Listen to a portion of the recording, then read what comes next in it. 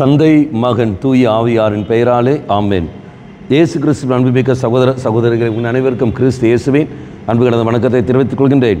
இது நற்செய்தி பாகமானது லூக்கா நற்செய்தி 10ஆம் அதிகாரம் 25 முதல் 37 வரையில திருவாக்கியங்கள். குறிப்பாக 25வது வாக்கியம்.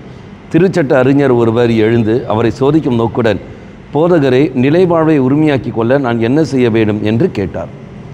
நீ நானும் இறைப்பால் தான் இருக்கின்றோம்.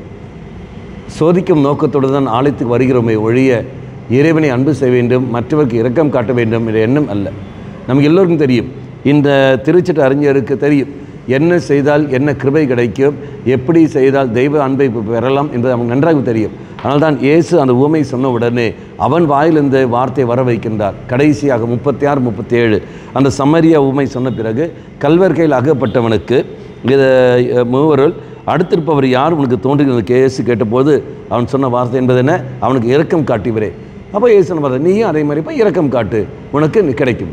அப்படி என்றால் எல்லாம் பதில் தெரிந்த பிறகு தெரிந்தே அவன் என்ன செய்ய தெரியாதது போல் அவன் நடிக்கின்றான். தெய்வ சன்னதியில் நீ நான் விதான் செய்து கொண்டு வருகின்றோம், ஆலயத்துக்கு வருகின்றோம். மன்னிப்பு கொடுத்தால் தெய்வம் கிருபை தருவார் நமக்கு தெரியும். இரக்கம் காட்டினால், மற்றவர்களுக்கு இரக்கம் காட்டினால் தெய்வம் இரக்கம் காட்டுவார் நமக்கு தெரியும். பிறரை மையப்படுத்தி வாழும்போது, பிறர் அன்பை மையப்படுத்தி வாழும்போது தெய்வ சக்தி நம்மளை வரும் என்று நமக்கு தெரியும். தெரிஞ்சே என்ன செய்கின்றோம்? ஒன்றும் தெரியாதது போல் வந்து நிற்கணும். ஆண்டவரே, நான் என்ன செய்யணும் தெரியவில்லையே, நான் மன்னிக்க வேண்டுமா, நான் இரக்கம் காட்ட வேண்டுமா என்று கேள்வியை நாம் கேட்டுக்கொண்டிருக்கின்றோம். அம்மாதவர்களே, சோதிக்கும் நோக்கத்தோடு தான் ஆலயத்துக்கு வருகிறோம் ஒழிய நன்மை செய்ய வேண்டும். ஆண்டவரே சக்தி தாரும், ஆண்டவரே எனக்கு மன்னிக்கக்கூடிய சக்தியை தாரும், இரக்கம் காட்டக்கூடிய சக்தியை தாரும், பிற அன்பை மையப்படுத்தி வாழக்கூடிய கிருபையை தாரும் என்ற எண்ணத்தில் நாம் வருவதில்லை. ஆக சோதிக்கும் நோக்கத்தை எடுத்து மாற்றிக்கொண்டு மற்றவர்களுக்கு நன்மை செய்து வாழக்கூடிய வரத்தை நாம் கேட்போம். கண்களை மூடிக்கொள்ளுங்கள்.